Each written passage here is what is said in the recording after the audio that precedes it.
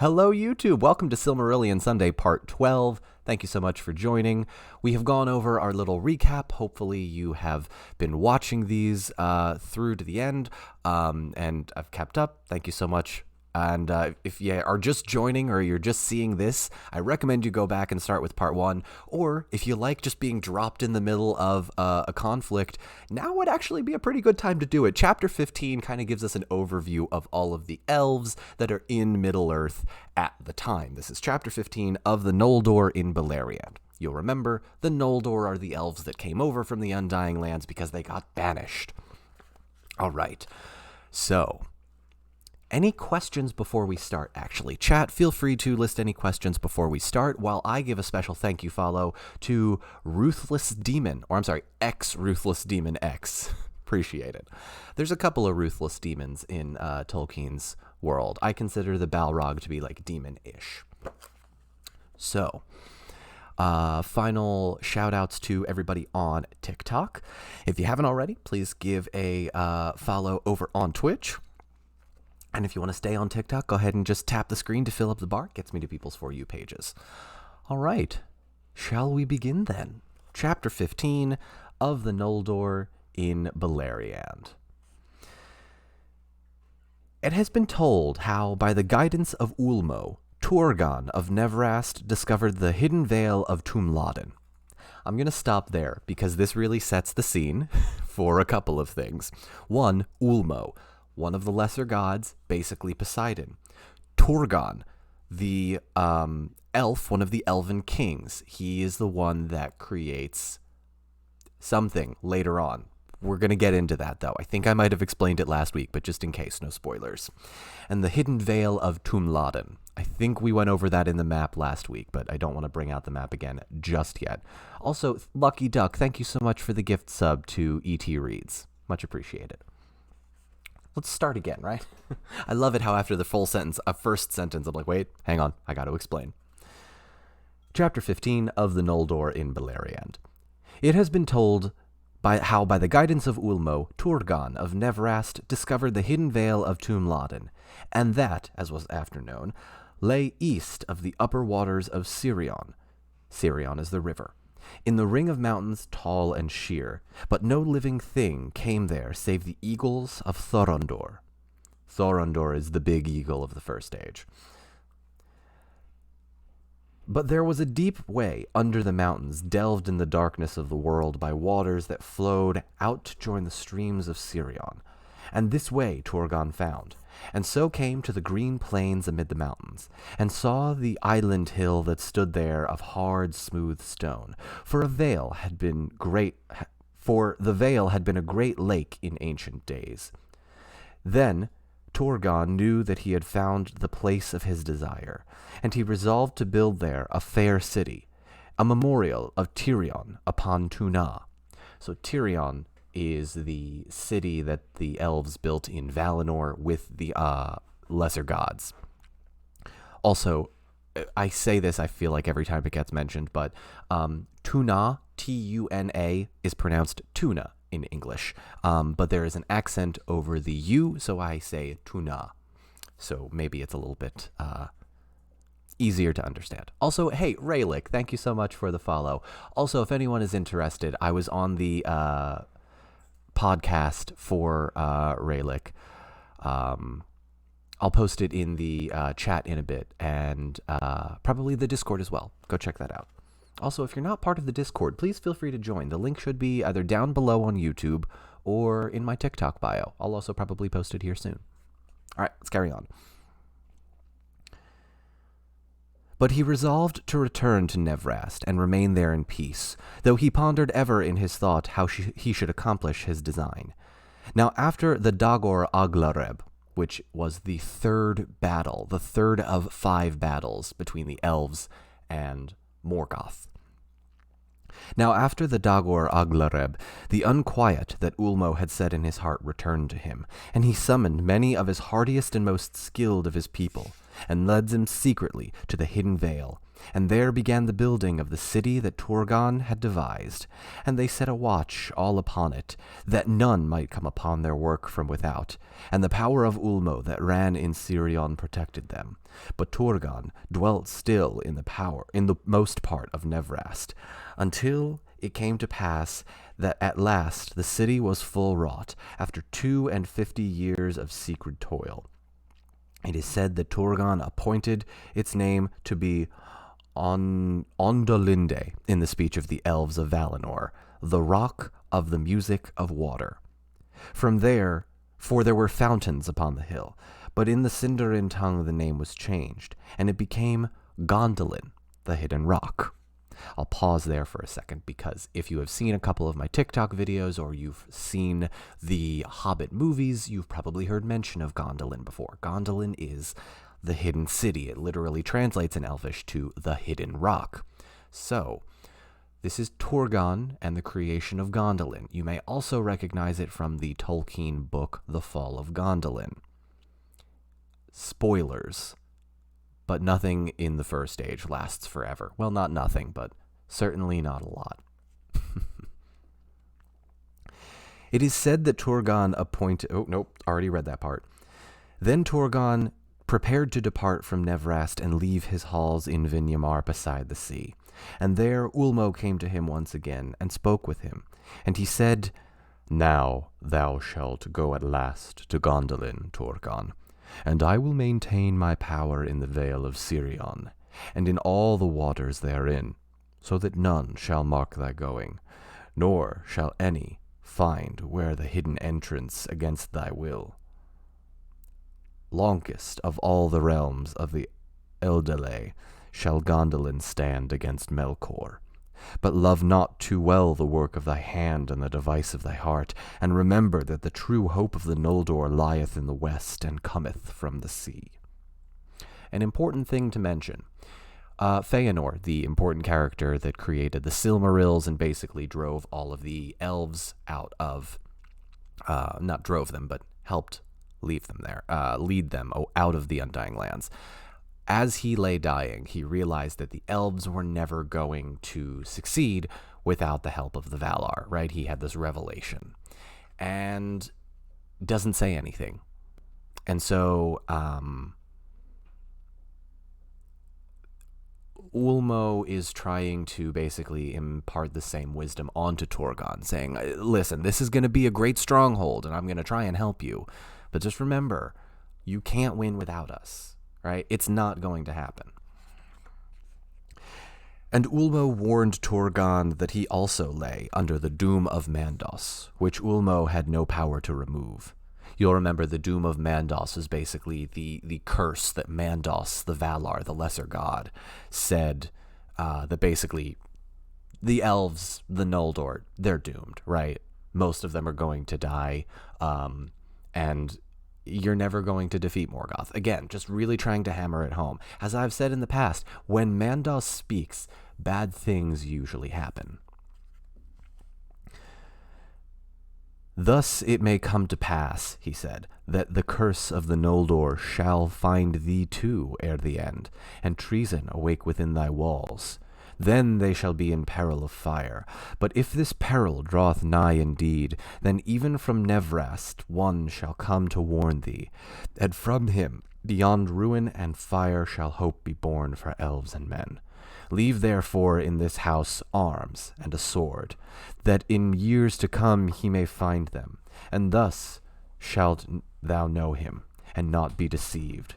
And Ulmo declared to Turgon of what kind and stature should be the helm and mail and sword that he left behind. "So," he said, casually looking into the camera so that people got the point, Ulmo asked Turgon to leave behind a sword and armor so that somebody wearing that sword and armor might be directed by Ulmo to get to the hidden city. Remember that part. All right. Okay. Here we go. Then Ulmo returned to the sea, and Turgon sent forth all his people, even to a third part of the Noldor of Fingolfin's following. And yet and a yet greater host of the Sindar, and then passed away, company by company, secretly, under the shadow of Ered Wethrin. And they came unseen to Gondolin, and none knew whither they had gone. And at the last of all, Torgon arose, and went with his household silently through the hills, and past the gates in the mountains, and they were shut behind him. Through many long years none passed inward thereafter, save Hurin and Huor only. And the host of Torgon came never forth again until the years of lamentation, after 350 years and more. But behind the circle of the mountains, the people of Torgon grew and throve, and they put forth their skill in labor unceasing, so that Gondolin, upon Amon Gwareth, became fair indeed, and fit to compare even with elven Tirion beyond the sea. High and white were its walls, and smooth its stairs, and tall and strong was the tower of the king.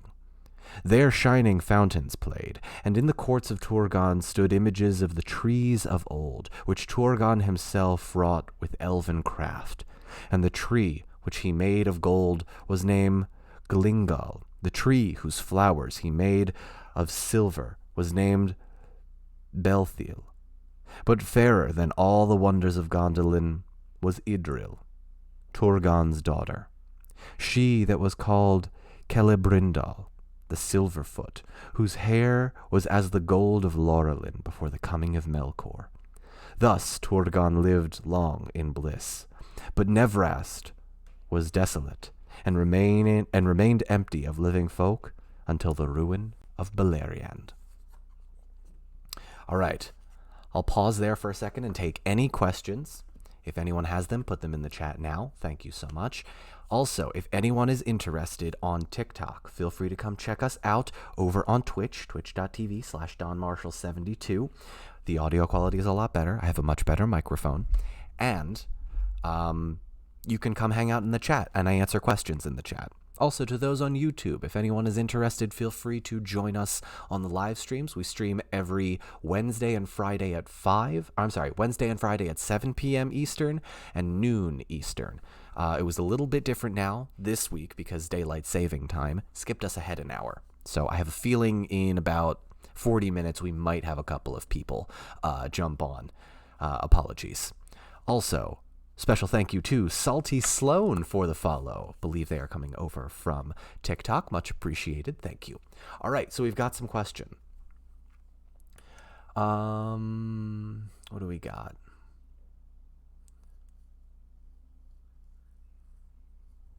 Proteo says he feels like they feel like I'm misspeaking the grammatical pauses. I definitely am. Yeah, I don't really pay attention to that sometimes. I apologize. All right, so I don't really see any questions, so I think I will just impress upon all of you how important that part of that chapter was, because there's a whole book called The Fall of Gondolin. I don't want to maybe say that Tolkien don't put 300-ish pages into what is basically one chapter in this, but it exists. So remember Torgon, remember Gondolin, it's important. All right. Let's continue.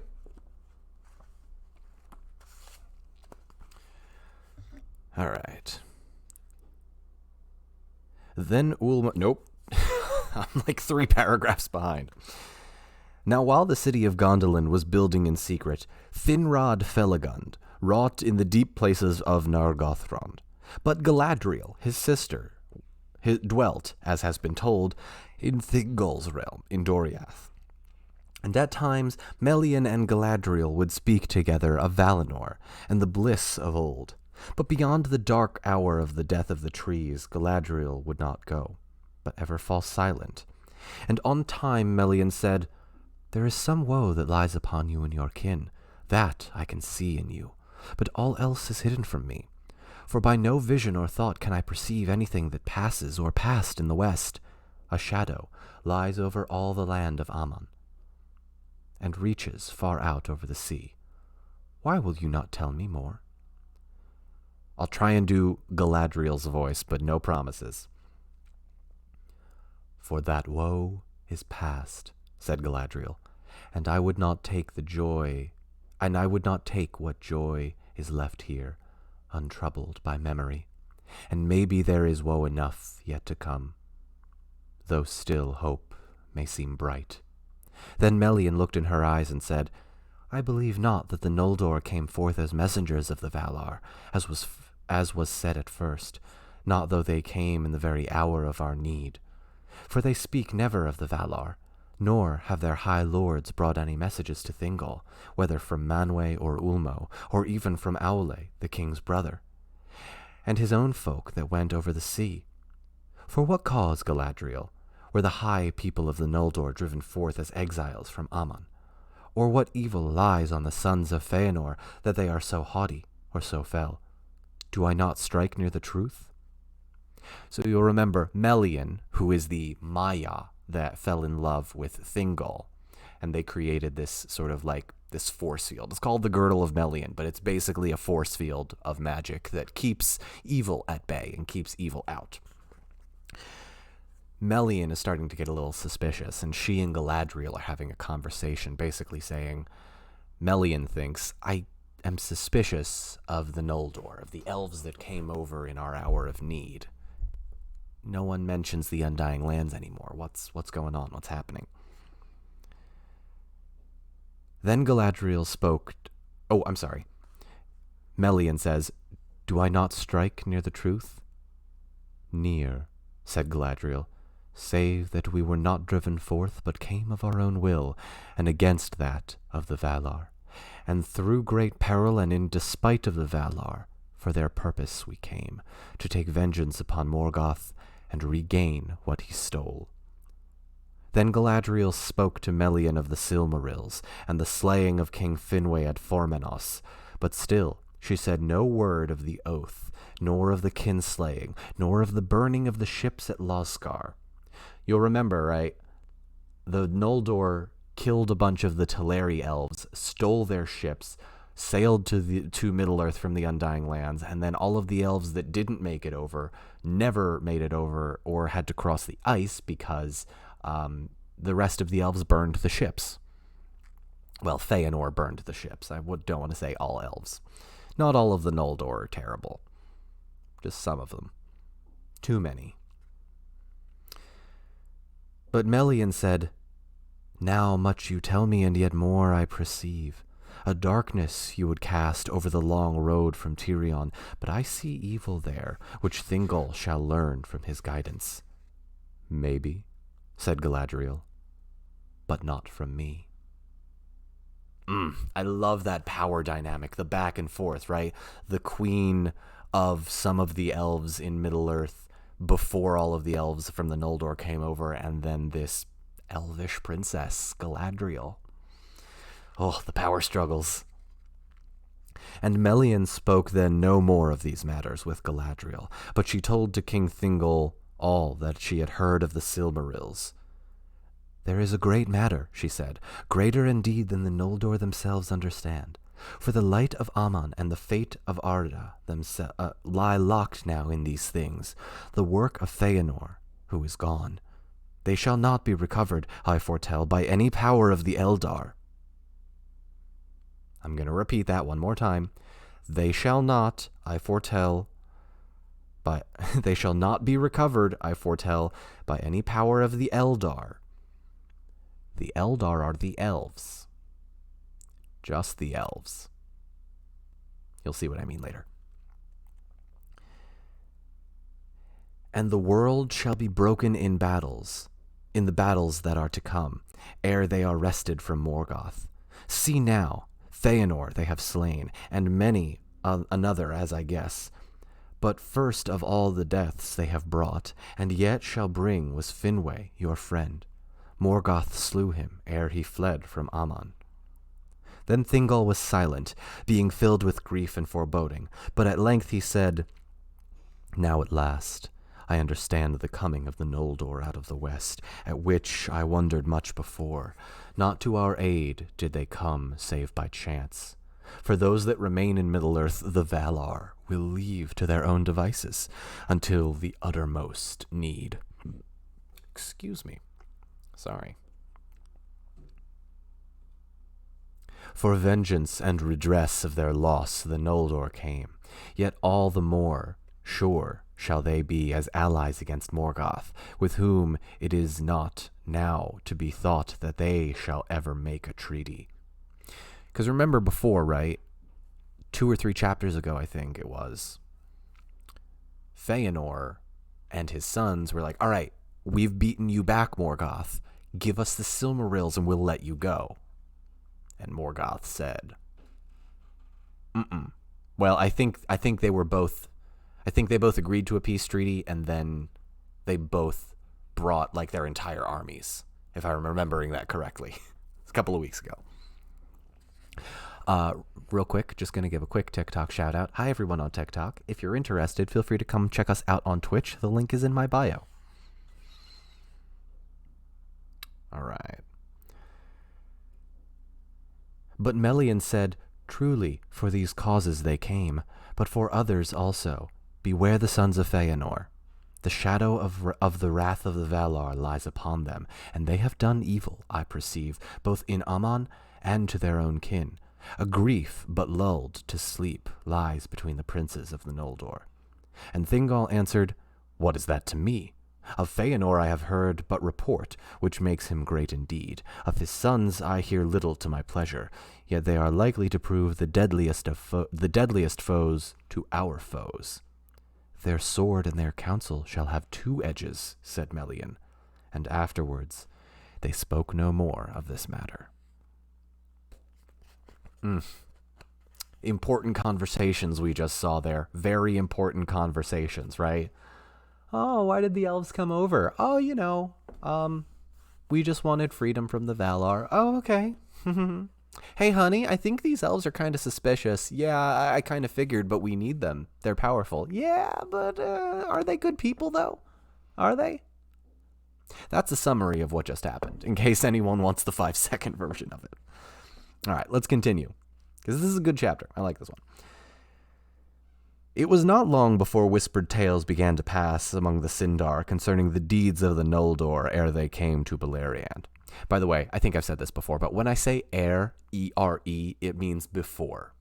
So just kind of translate that in your head. So there's rumors about what happened before the Noldor came to Beleriand.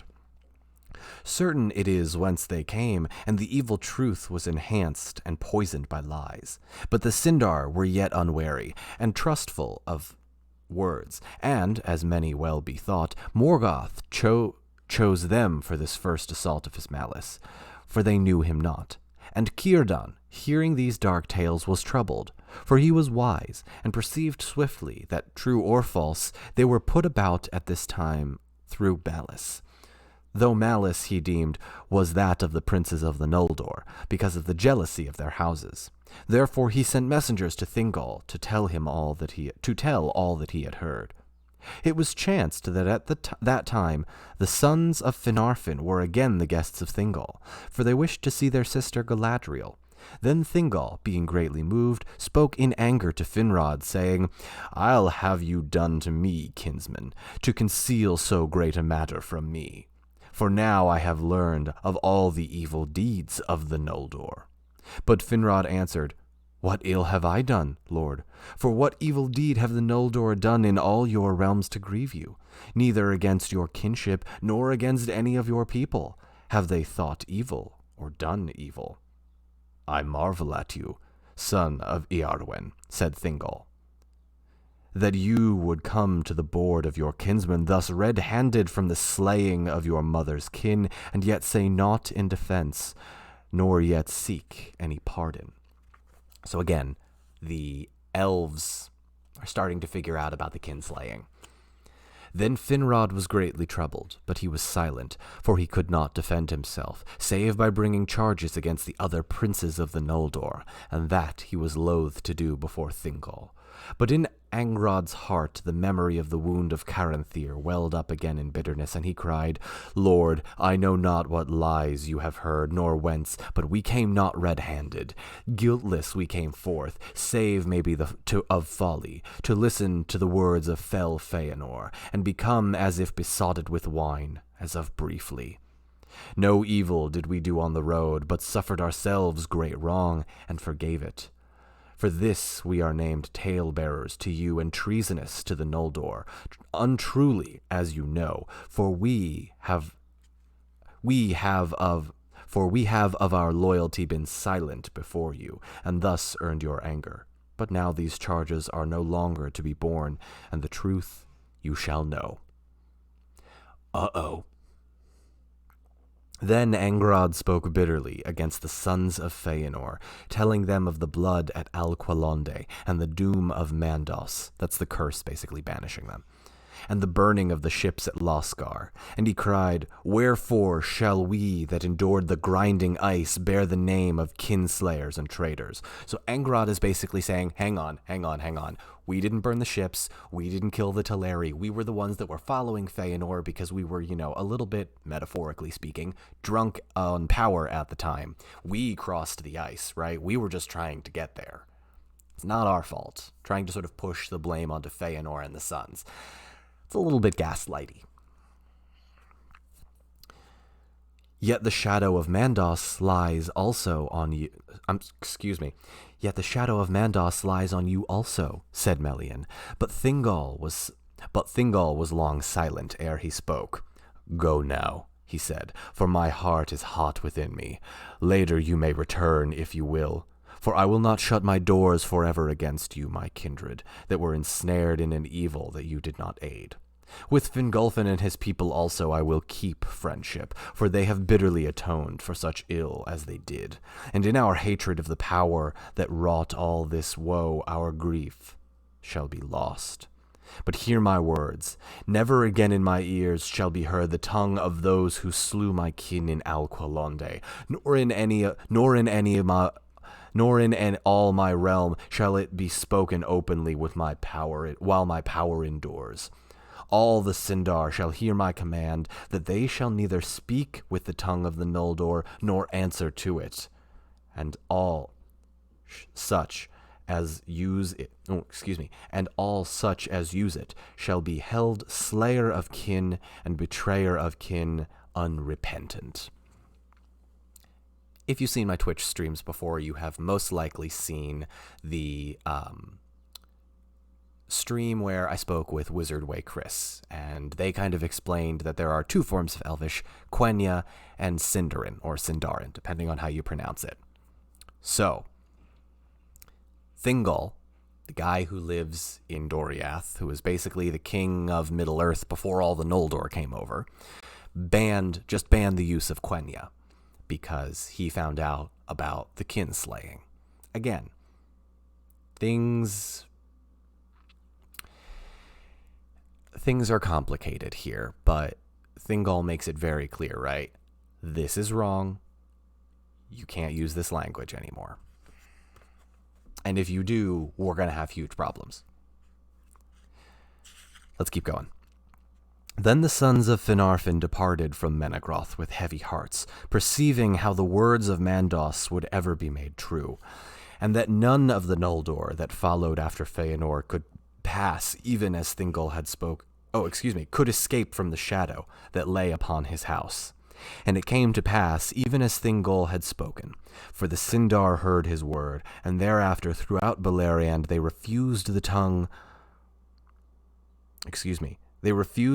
of the Noldor, and shunned those that spoke it aloud. But the exiles took the Sindarin tongue in all their daily use, and the high speech of the West was spoken only by the lords of the Noldor among themselves. Yet that speech lived ever as the language of lore, wherever any of that people dwelt. So, think of Quenya a little bit like Latin, or like a ceremonial language of the high elves, right? Like, they're a little bit more lofty and a little bit more high-strung, frou-frou, pampered. Oh, I'm doing this like tossing my hair back, like, oh. All right, here we go. It came to pass that Nargothrond was full wrought, and yet... Oh, hang on, did I skip a page? Nope, here we go. It came to pass that Nargothrond was full wrought, and yet Torgon still dwelt in the halls of Vinyamar, and the sons of Finarfin were gathered there to a feast, and Galadriel came from Doriath, and dwelt a while in Nargothrond. Now King Finrod Felagund had no wife, and Galadriel asked him why this should be. But foresight came upon Felagund as she spoke, and he said, "An oath too, I too shall swear, and must be free to fulfill it, and go into darkness, nor shall anything of my realm endure that a son should inherit." But it is said that not until that hour had such cold thoughts ruled him, for indeed she whom he had loved was Amarie of the Vanyar, and she went not with him into exile. I'm going to pause there for a second because that is the end of chapter 16. And if I'm being totally honest, I may want to save chapter 16 till next week because the chapter on Maeglin, yeah, this is about 10 pages. Maeglin. Chapter 16 is of Maeglin, and Maeglin is an incredibly important character that I do want to focus on. Maybe for all of the wrong reasons for those of you that have, read ahead, but you'll see what I mean. In the meantime, I will take questions and do yet another TikTok shout out. But before I do that, I want to thank everybody on YouTube. I know this episode was a little bit shorter, but I'm kind of liking doing this one chapter at a time. And I'll actually leave it in case anyone has any questions so the YouTube people will be able to see it. But this episode, again, will be a little bit shorter, just because I find going one chapter at a time is a little bit easier as we go on. Also, Lucky Duck asks, can we eat eagle eggs? I mean, probably if you get, like, you mean like the eagle eggs, the giant eagle eggs from the Lord of the Rings universe? You can certainly try. You're not gonna make it. I'm just letting you know that right now. Yeah, okay. So I don't see any questions. So I think we are okay. If anyone has any questions on TikTok also, feel free to ask them now. I'll take a few. Again, there were a lot of questions in the first few episodes. So because it was all very confusing, but we've kind of gone right into the sort of, more plot-driven portions of it, which is great, right? It makes for easier reading. Okay, so a couple of questions. Charlations, are all the streams backed up on YouTube? Yes, I believe everything up until part 10 is currently available. If you're watching this and the video's been posted for more than a week, likely most of the ones are available. I usually tend to wait a few days just so people can come and see the Twitch and see the chat, and we save the YouTube for a couple of days later. If you have not checked out the channel, actually, you know what? Why don't I do that now? I'll post it in the chat on Twitch. While I do that, I will wrap up here on YouTube. Y'all on YouTube, thank you so much for joining. I appreciate it. Be sure to leave a comment down below if you like this, and leave a like in the little thing down here. There should be a button right here-ish if you're on the desktop, or here if you're on mobile. I don't know. I'm trying. I don't know how the whole YouTube thing works yet. I was on YouTube in 2010, 2009. I don't remember. Anyway, thank you all so much for joining, and I will see you all next time. Bye. All right, and that's where we end the YouTube channel. Don, when you're editing this, be sure to cut there. In the meantime, hi Twitch, what's going on? So now seems like a good enough time to link the YouTube channel. Link to the YouTube is in the chat. I will also drop a link to Raylick, Raylick, I don't know if you're still here, but I was on a podcast a couple of days ago. So we will go link that. I have to find the link to it, though, which is harder to do when I only have the one phone. Relic. Okay, gotta find your account. There we go. We go to the link tree. Yes, open the link tree. I definitely should have had this prepared beforehand, but that's okay. What do we want? We want the Twitch. Relic, if you're still here, let me know. Actually, you know what? I'll just post the link tree. How about that? I'll post Raylick's link tree, and you can find however you choose, right? Twitch, YouTube, podcast, I think, is on Spotify as well. Yeah, I apologize to anyone that may have missed the daylight saving time. My hope was to maybe have this go an hour, but we got reading done a little bit early. Also, a question from Pudding Cup. Was Lurtz in the book? Oh no, Lurtz is not in this book. Lurtz isn't even in any book. Lurtz is a creation of the movies. So that's that. Also, question from Lucky Duck, not related to what I just read, but is the white deer that Thorin shoots at mentioned in the book, or is that a movie thing? Oh, that's a good question. I haven't read The Hobbit in a hot second. So maybe. Ooh, maybe. I'm not sure. I don't remember off the top of my head. Also, since we are sort of approaching the not necessarily halfway point here, but we're on page 130, and we're gonna be on my copy is just about 300 pages, so we're just about halfway there. So I'm curious to see if anybody has any thoughts on the next book we should read. I was thinking we would do Lost Tales, the Book of Lost Tales, or Unfinished Tales.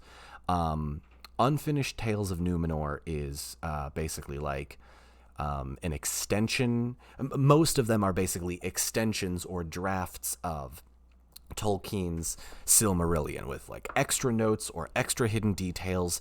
But I want to get your thoughts on it. If anyone has any preferences, let me know in the chat below in the next few weeks to come.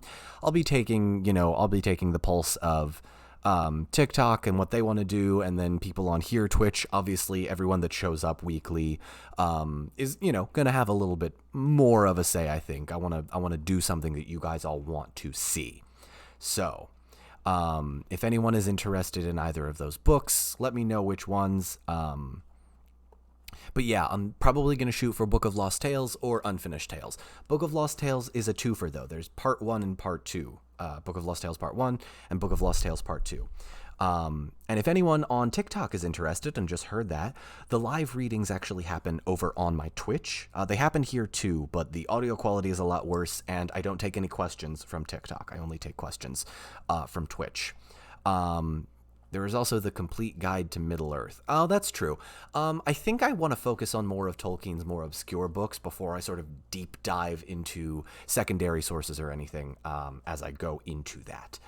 And I think that's about it. I don't have any other... for those interested, the merch is down below, and the links to the Discord, fan-run Discord. Special thanks to Alex, again, who has run that since day one. Thank you, Alex. And, yeah, if you don't have a Twitch, that is okay.